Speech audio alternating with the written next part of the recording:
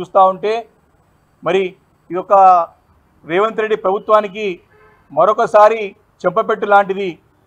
Supreme court యొక్క వ్యాఖ్యలు డైరెక్ట్గా ప్రత్యక్షంగా ఈ యొక్క కాంగ్రెస్ పరిపాలనని తప్పు ఎత్తి చూపుతూ మరి ముట్టకాయలు వేస్తున్నట్టు స్పష్టంగా కనపడతా ఉంది. ఇది మొదటిసారి కాదు.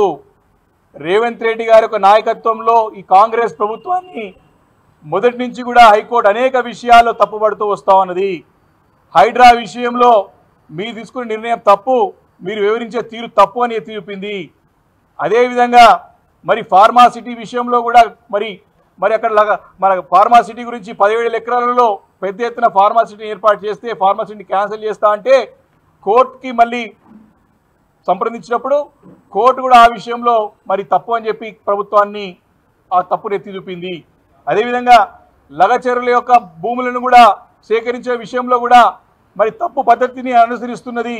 ఇది తప్పు అని చెప్పి కూడా మరి హైకోర్టు కూడా తప్పు మరి ముట్టకాయ వేయడం కాకుండా మరి నేషనల్ హ్యూమన్ రైట్స్ కమిషన్ కూడా మరి ఏ రకంగా వీరు ప్రజలపైన మరి దౌర్జన్యం చేశారో కూడా ఆ రోజు వ్యాఖ్యానించడం జరిగింది.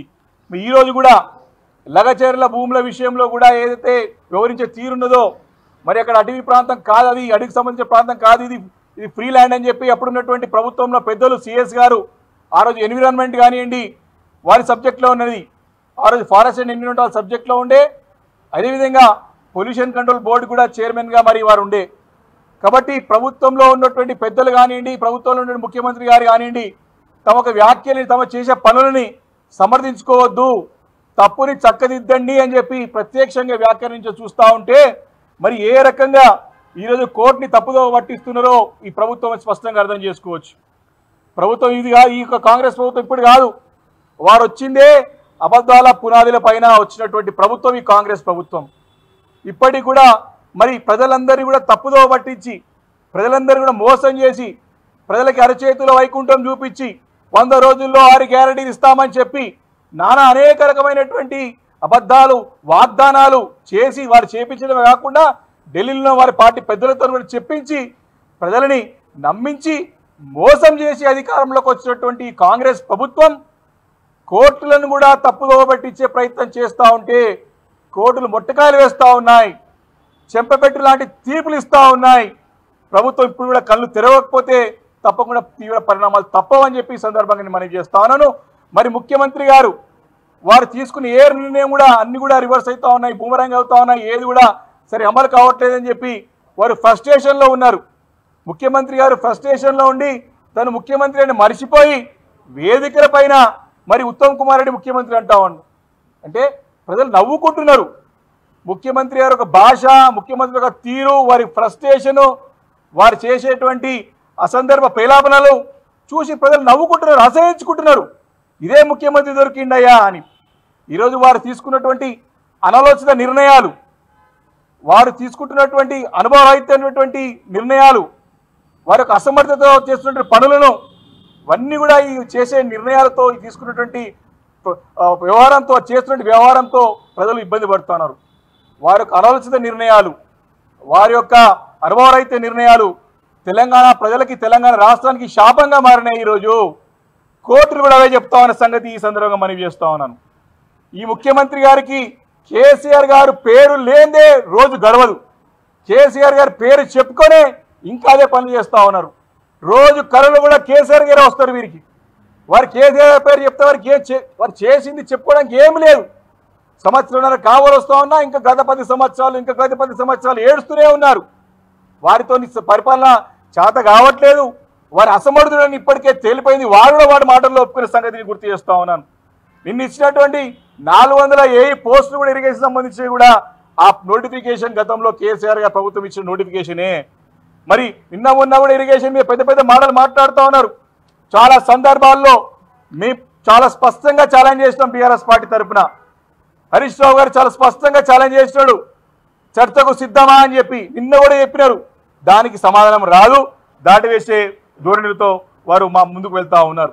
కాబట్టి ఈరోజు ఈ ఎంక్వైరీ ఆ ఎంక్వైరీని పెద్ద మళ్ళీ ఎంక్వైరీ చేస్తానికి మళ్ళీ ఏదో చూసాం నిన్న, ఏదో ధరణి ఫోరెన్సిక్ ఆడిట్ అని చెప్తా ఉన్నారు. ఇది ఇప్పటికీ ప్రభుత్వం వచ్చి 10ల సంఖ్యలో ఎంక్వైరీలు చేసినారు.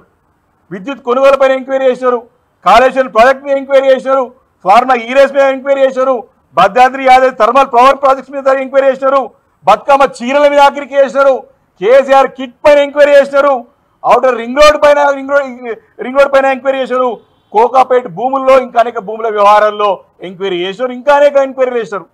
ఎన్ని ఎంక్వైరీలు చేసినా వారికి ఇక్కడ తప్పు దొరకలేదు. ఇప్పటి వరకు కూడా వారికి ఆధారాలు లేవు. కేవలం ఆరోపణలు చేస్తూ వాళ్ళ పబ్బం గడుపుకుంటా ఉన్నారు ఈ రేవంత్ రెడ్డి సర్కార్.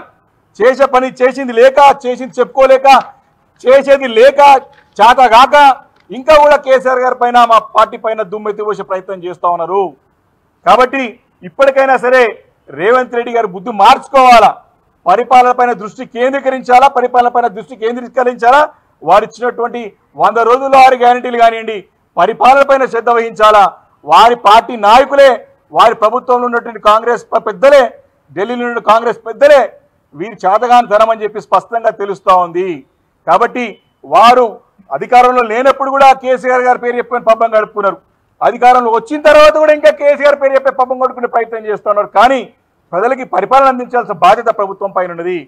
బాధ్యత గల అపోజిషన్ పార్టీగా తప్పకుండా వారు చేసే తప్పులన్నీ కూడా ఎత్తి చూపుతా ఉన్నాం. వారు మా మాట కాదు కదా, ప్రజలను కూడా పరిగణలోకి తీసుకోకుండా ముందుకు వెళ్తా ఉన్నారు. వారు చాలా మొండిగా పోతా ఉన్నారు, అహంకార పూరితంగా వ్యవహరిస్తూ ఉన్నారు.